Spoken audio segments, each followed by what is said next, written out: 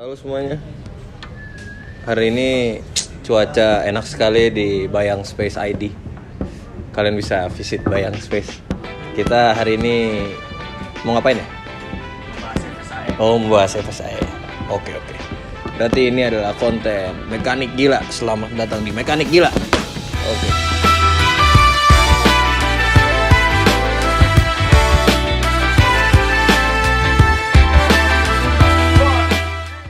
Ini kita akan bahas tentang FSI.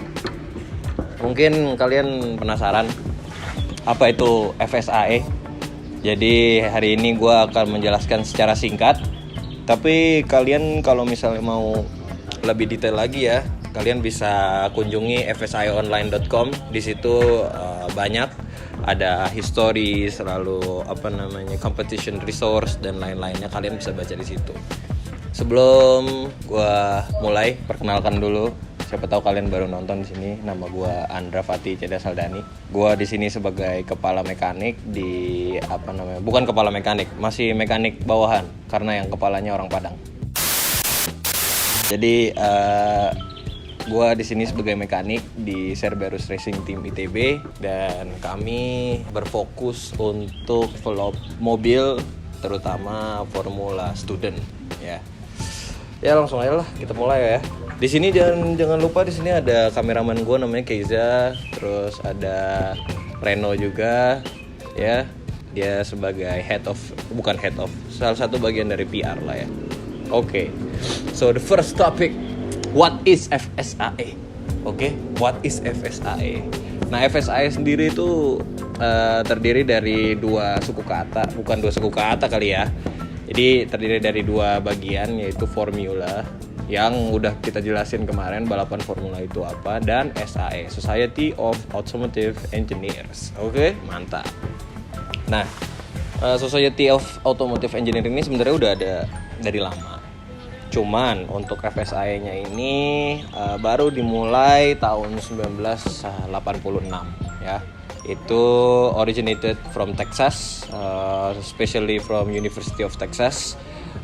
Dulu itu pelopornya itu adalah Ron Matthews. Nah, Ron Matthews ini bersama SAE, bersama rekan-rekan di SAE mengidekan untuk bikin formula Society of Automotive Engineer gitu. Jadi mereka pertama kali pengen lah bikin balapan kecil-kecilan, soalnya kalau misalnya ikut Formula One kan terlalu mahal ya. Jadi ya udah yang kecil-kecil aja lah. Nah, FSAE ini udah terselenggara dari tahun 1986 sampai tahun sekarang. Nah, selama 17 tahun itu SAE bekerja sendiri bikin kompetisi. Jadi belum ada campur tangan yang lain. Lalu setelah 17 tahun dari 1986 mereka bekerja sama dengan IMECI untuk membuat Formula Student. Nah, Formula Student ini yang akhirnya membuka kesempatan buat mahasiswa di seluruh dunia, tapi pertama di Amerika dulu, untuk ikut Formula Student dari FSAE gitu. Nah, terus FSAE ini consists of 8 events. Ada dynamic events sama static events, 5 dynamic events and 3 statics event. Yang pertama dari dynamic itu ada acceleration, jadi ngetes akselerasi dari mobilnya itu sendiri, endurance atau ketahanan dari mobilnya sendiri, autocross, efficiencies, dan skid pad. Nah, untuk 3 static event itu ada design, sales promotion, dan cost report. Jadi selain ada technical department, ada non-technical departmentnya juga yang dikompetisikan di FSAE ini. Nah, terus apa sih cabang-cabang FSAE ini? Kalau kalian tahu, biasanya yang kalian lihat di TV-TV itu mobil kan internal combustion engine ya. Nah, sekarang udah develop teknologi untuk electrical vehicle. Makanya sekarang FSI itu punya 2 cabang, yaitu ICE atau ICV dan EV, internal combustion vehicle dan electric vehicle. Oke. Jadi apa bedanya? Ya jelas lah, nggak usah saya jelasin, sebenarnya kalian udah pinter lah ya. ICE itu internal combustion, jadi using fuels, using thermodynamic cycles. Ya sebenarnya sama sih, dua-duanya juga mungkin bisa hybrid, tapi setahu saya nggak boleh hybrid ya. Jadi antara pakai using fuel from fossil fuels or battery. Oke. Jadi perbedaannya cuma itu. Kalau misalnya ICE itu pakai motor-motor yang kalian biasa lihat di di jalan. Ya, kalau EV kita pakai baterai dan motor. Nah, kalau misalnya kalian ingin tahu lebih lanjut tentang perbedaannya, kalian bisa cari di internet, banyak resource-nya, apa itu ICE atau apa itu EV. Dan mungkin kemarin juga kita udah cukup ngejelasin ya di episode sebelumnya. Udah belum ya? Untuk ICE and EV. Udah kali ya? Udah ya? Oke. Nah, habis itu sebenarnya mobilnya bentuknya kayak apa sih? Nanti Keiza bakal sama editor-editor bakal ngasih tahu bentuknya seperti apa. Kita juga ada bentuk mock-up yang udah kita buat untuk Cerberus Racing Team ITB. Mungkin perbedaannya dari go-kart yang bisa kalian lihat di kejuaraan go-kart itu, mobil kita lebih besar, displacement-nya lebih besar, lebih banyak teams involved gitu. Jadi di go-kart itu biasanya kalau misalnya kita kejuaraan di Sentul paling cuma butuh 3 mekanik, terus yang lainnya ya udah, dan tidak ada static competition-nya. Nah, kalau ini beda. Ini many people involved. Ada dari EV-nya sendiri, misalnya kalau memang kita pakai EV, ada internal combustion engine sendiri, ada vehicle dynamics-nya sendiri, ada aerodynamics-nya sendiri, many people involved. Dan dari non-technical department-nya juga ada PR, sponsorship, dan lain-lainnya. Nah, dari perbedaan mobilnya itu, kalau misalnya go-kart tidak ada suspension, nah kita pakai suspension.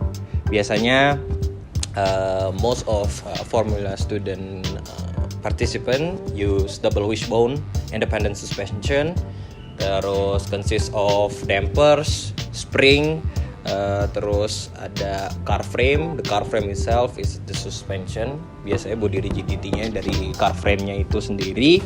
Terus mesinnya beda juga sama go-kart biasa. Go-kart biasa itu displacement-nya hanya 150 cc untuk ICE. Dan kalau ini we could not exceed 700 cc. Jadi di situ juga ada dua option tuh. Kita bisa pakai 450 cc dengan turbo, atau kita pakai motor-motor yang 700 cc gitu. Oke, mungkin perbedaannya di situ. Oh ya, satu lagi berat. Nah, beratnya ini di FSAE tidak ada spesifikasinya. Kalian boleh berapapun, tapi generally it's 200 kg. Beda sama go-kart yang berat minimumnya adalah 175 kg. Itu. Nah, itu 175 kg itu udah sama driver ya. Gitu. Oke. Yang selanjutnya itu adalah purpose of FSAE. Apa sih tujuannya? Kenapa sih FSAE itu ada tuh, kenapa gitu?